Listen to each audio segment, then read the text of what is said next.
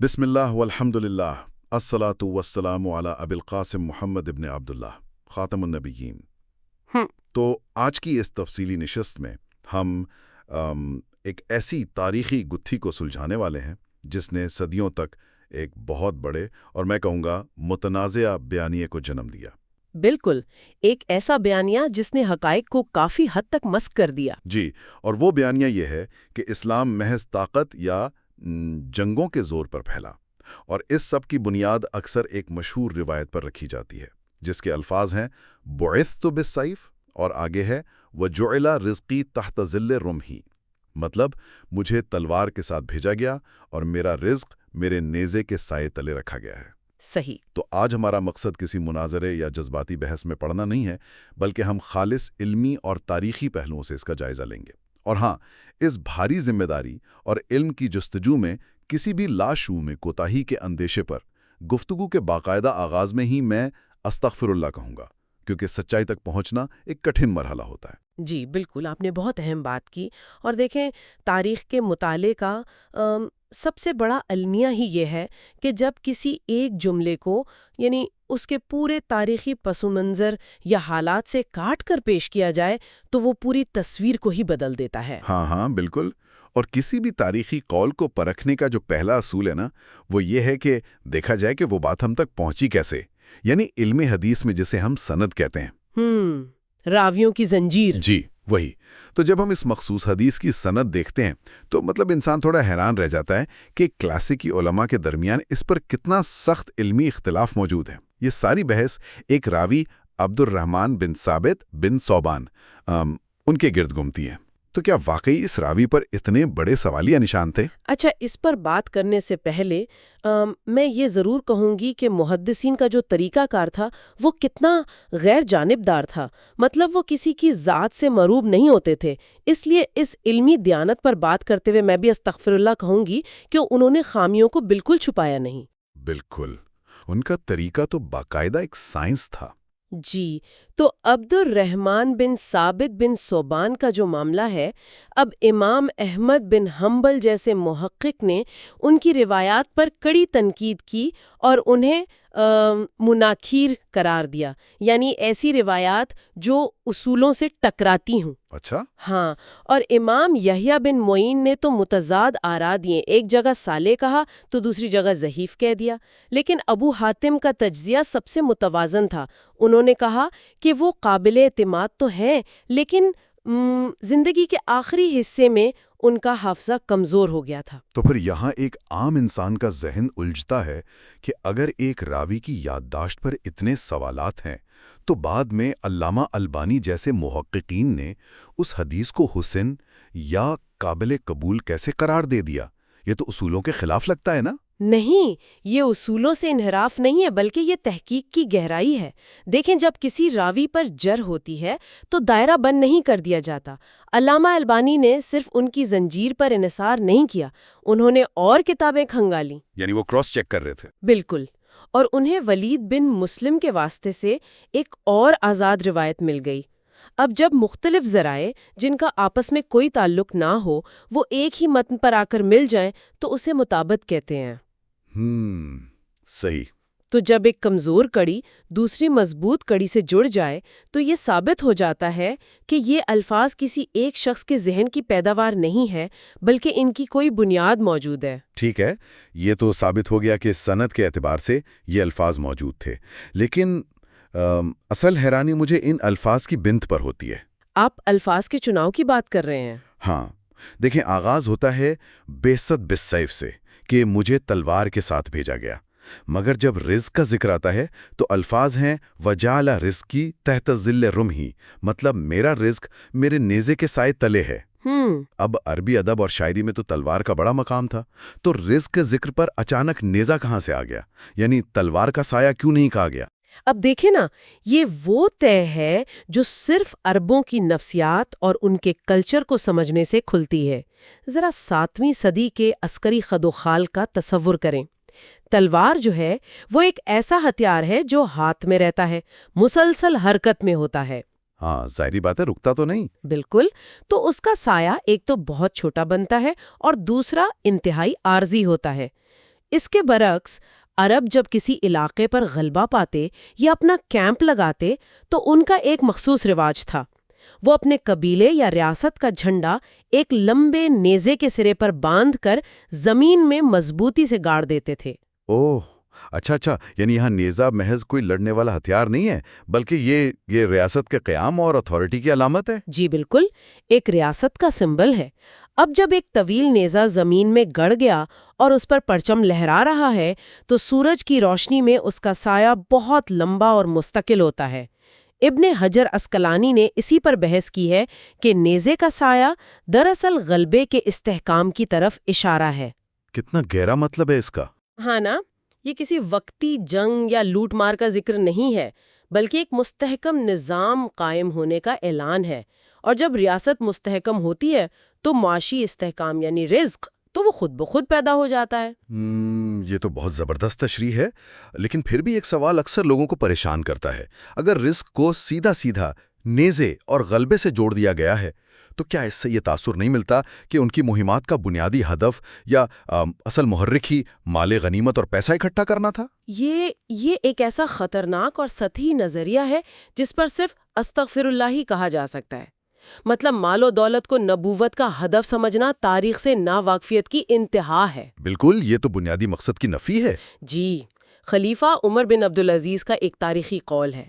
انہوں نے اپنے گورنر کو لکھا تھا کہ نبی کو ہادی بنا کر بھیجا گیا تھا، جابی بنا کر نہیں۔ جابی مطلب وہ ٹیکس کلیکٹر جو صرف محاصل اکٹھے کرتا ہے۔ صحیح۔ مال غنیمت کبھی بھی اصل مقصد نہیں تھا، وہ تو جنگی حالات کا ایک ضمنی نتیجہ تھا۔ اگر مال و دولت ہی ہدف ہوتا تو ان کی زندگی میں وہ سادگی اور فکر کیوں ہوتا کہ گھر میں کئی دن چولہا تک نہیں جلتا تھا؟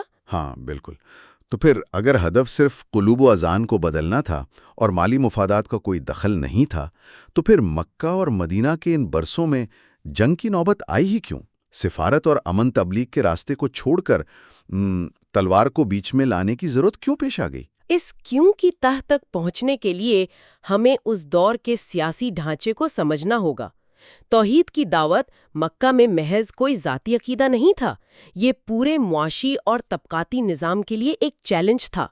قریش کا سارا رعب بتوں کی مرکزیت پر تھا۔ ہاں، ان کی تو پوری اکانومی اس سے جڑی تھی۔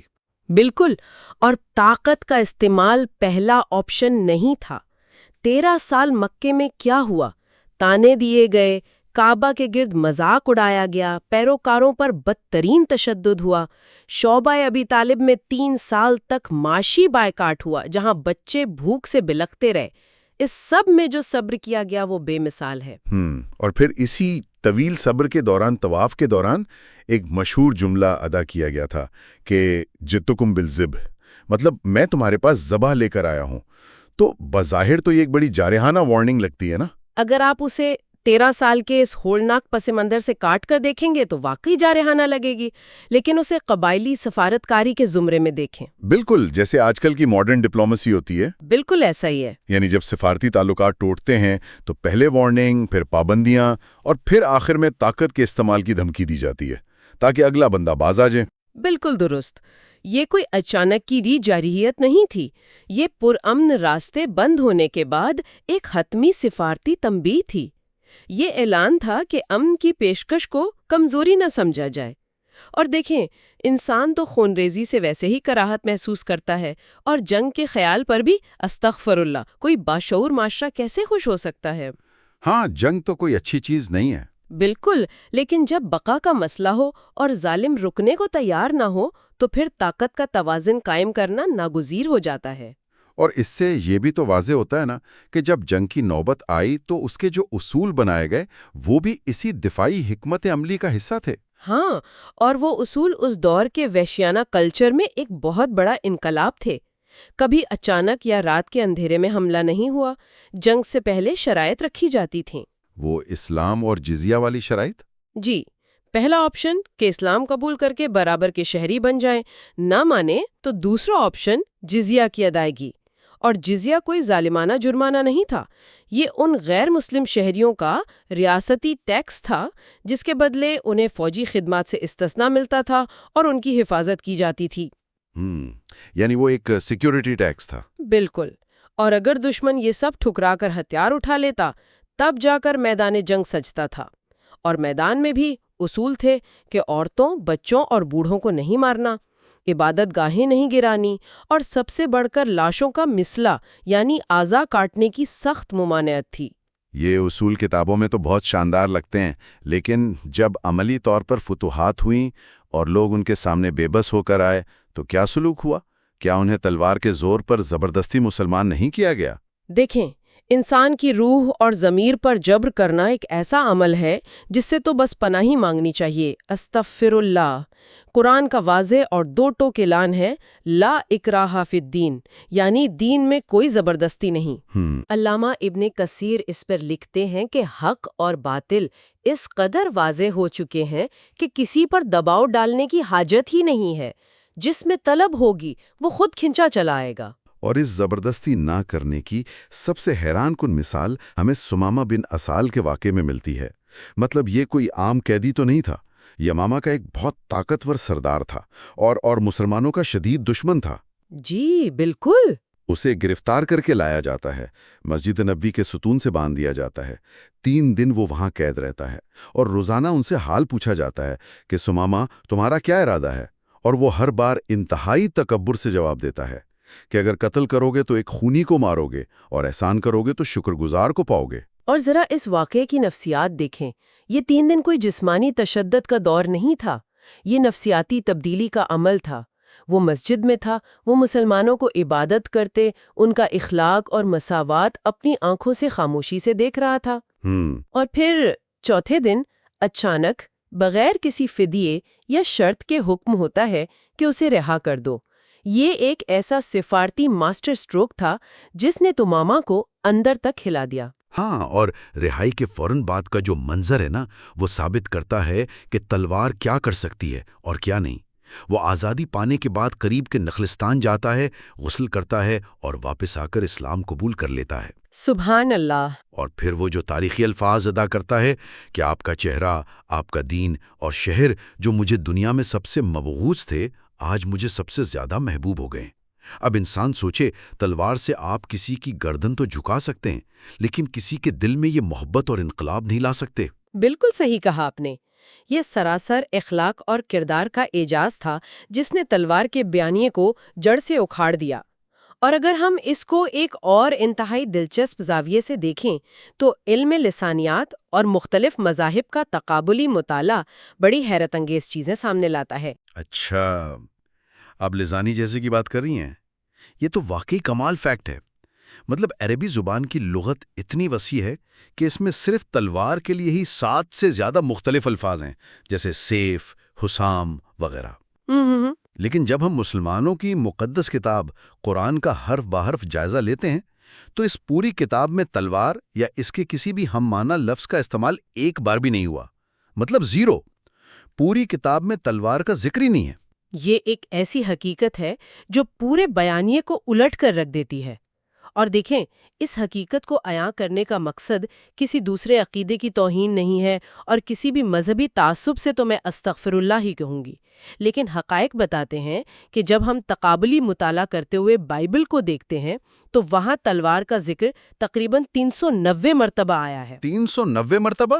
ارے واہ! جی، اب یہ محض اعداد و شمار نہیں ہے، ہمیں اس کی وجہ سمجھنی ہوگی۔ بائبل کی قدیم کتابوں میں ان الفاظ کا ایک خاص تاریخی پس منظر ہے۔ تو پھر عبرانی زبان میں یا ان مخصوص ادوار میں تلوار کا اتنا ذکر کیوں ہے؟ کیا وہاں اس کا مطلب ہمیشہ جنگ و جدل ہی ہے؟ بعض اوقات عبرانی زبان میں تلوار کا لفظ استعارے کے طور پر استعمال ہوا ہے، لیکن اس کے ساتھ ساتھ یہ بنی اسرائیل کی تاریخ کے ان کٹھن ادوار کو بھی ظاہر کرتا ہے جہاں انہیں ریاست کی بقا کے لیے شدید عسکری جنگیں لڑنی پڑیں۔ جیسے سیموئیل اول میں حضرت داؤد کا اپنے ساتھیوں کو تلواریں باندھنے کا حکم دینا، یا قضات کے باب 18 میں ایک پرسکون قوم پر اچانک حملے اور شہر کو آگ لگانے کا واقعہ۔ یہ اس عہد کی سیاسی اور عسکری بقا کو ظاہر کرتے ہیں۔ اس کے برعکس قرآن کا بنیادی اسلوب ریاست کی توسیع سے زیادہ روحانی تربیت اور اخلاقی فریم ورک پر ہے۔ یعنی وہاں دفاع کا ذکر تو ہے، لیکن ہتھیار کے بجائے۔ ہاں، دفاع کے لیے قتال یا جہاد کے انتہائی وسیع الفاظ آئے ہیں جو محض ہتھیار کے اندھے استعمال تک محدود نہیں ہے۔ بالکل، اور اس جائزے سے یہ بھی نکھر کر آتا ہے کہ جہاد اور تلوار کو ہم مانی سمجھ لینا کتنا سطحی پن ہے۔ احادیث میں تو جہاد کے جو روحانی فضائل ہیں وہ اسے خون ریزی کے بجائے ایک خالص عبادت کے درجے پر لے جاتے ہیں۔ جی، جہاد کے نام پر ہونے والی غیر اخلاقی خون ریزی کے تصور سے ہم صرف استغفر اللہ ہی کہہ سکتے ہیں۔ یہ جہاد کی اصل روح کے بالکل منافی ہے۔ احادیث میں مجاہد کی کیفیت کو اس شخص جیسا کہا گیا ہے جو مسلسل دن کو روزہ رکھے اور رات کو عبادت کرے۔ کتنا گہرا موازنہ ہے۔ بالکل، یہ ثبوت ہے کہ جہاد کوئی غصے یا فساد کا عمل نہیں ہے، بلکہ یہ نفس پر قابو پانے اور عدل کے قیام کی روحانی جد و جہد ہے۔ میدان جنگ میں ایک مجاہد کا ہر قدم اسی تقوی اور ضبط کے تابع ہوتا ہے جو ایک روزے دار پر لازم ہوتا ہے۔ وہ حدود پار نہیں کر سکتا۔ تو آج کی اس تفصیلی نشست سے یہ حقیقت روشن ہو جاتی ہے کہ تاریخ کے مطالعے میں عجلت کتنی بڑے گمراہی کا سبب بن سکتی ہے۔ ہم نے دیکھا کہ محض نیزے کے سائے کے استعارے اور تلوار کے ذکر کو ان کے تاریخی، قبائلی اور لغوی سیاق و سباق سے کاٹ کر کیسا خوفناک بیانیہ بنایا گیا۔ اور آج کے اس دور میں جہاں معلومات کٹی پھٹی ویڈیوز کی صورت میں ہم تک پہنچ رہی ہیں، یہ بہت ضروری ہے کہ ہم تحقیق کی عادت ڈالیں۔ اصل ماخذ تک پہنچنا ہی وہ علم ہے جو ہمیں گمراہی سے بچا سکتا ہے۔ بالکل، اور اپنی اس نشست کو سمیٹتے ہوئے میں ایک نہایت اہم اور غور طلب سوال چھوڑ کر جانا چاہتا ہوں۔ آج ہم نے دیکھا کہ کس طرح ایک صدیوں پرانا بیانیہ کہ اسلام تلوار کے زور پر پھیلا، تاریخی حقائق اور لغوی نزاکتوں کے سامنے ریت کی دیوار ثابت ہوا۔ تو ذرا سوچئے، تاریخ، قدیم تہذیبوں اور انسانی ارتقاء کے بارے میں ایسے اور کتنے ہی نظریات ہوں گے جنہیں ہم نے بغیر چھان بین کے محض اس لیے سچ مان لیا کیونکہ وہ بار بار دہرائے گئے۔ کہ اب وقت نہیں آ گیا کہ ہم مروجہ تاریخ پر سوال اٹھائیں اور ہر اس بات کو خود پرکھیں جو ہمیں سچائی کے نام پر پیش کی جاتی ہے؟ ھذا ما عندی واللہ ورسولہ اعلم بالصواب۔